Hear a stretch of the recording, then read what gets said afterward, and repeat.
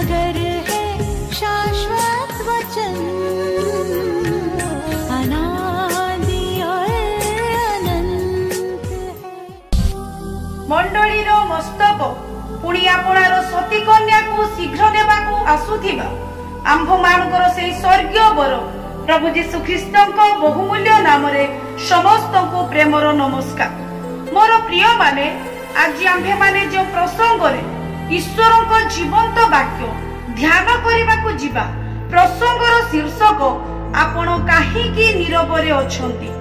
प्रिय ईश्वर लोक माने आज आंभे माने एहा शिक्षा करने जीवा जो माने अन्याय कार्य करूछंती तथा निरीह लोक मान को उद्देश्य मूलक भावे प्रहार करूछंती। जदि आंभे माने समस्त विषय जानी मध्य नीरवतार सह देखुअछु किछि भी प्रतिरोध करूना जहारी फलरे आंभ मानक जीवन रे जो अभिशापटी आसीबो ताहाकू आज टिके देखिबा। प्रिय मंडली जा आपण माने पाइबे हितोपदेश 24 अध्याय 24 पदरे जो थारे एपरी लेखा अछि, दुष्ट को जे कहे तुम्हे धार्मिक ताहाकू लोके अभिशाप देबे।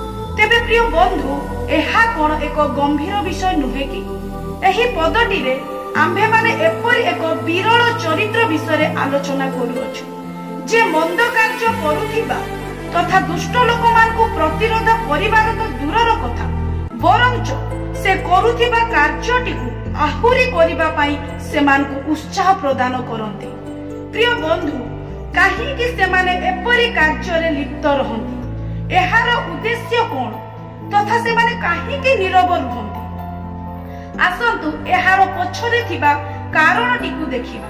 सेमाने काहे कि मंद कार्य करूथिबा अन्याय करूथिबा अधर्म करूथिबा लोक मान किछि कहंती नाही।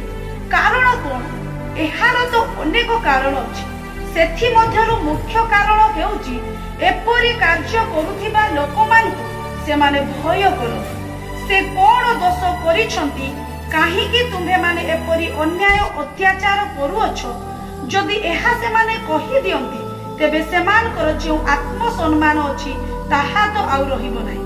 पूर्वे जो माने सेमान को आदर और सम्मान करूथिले ताहा तो सेमाने आउ पाइबे नाही, जहारी पाई तो सेमाने एते कांगाली। प्रिय ईश्वर को लोक माने सेमाने एपर भी चिंता करती अपमान तो सेमान को करा जाउछि आंभ को तो करा जाउ नाही, तेबे आंभ मान को कोन जाउछि।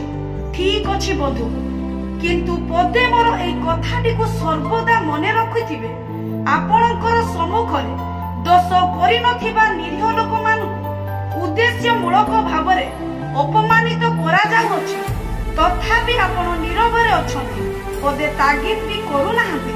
ठीक अछि बंधु, एबे जानि रखंतु आपण ही तार द्वितीय शिकार अटंती जहाकू से आगामी दिन में अपमानित करिबा पई साहस पाए।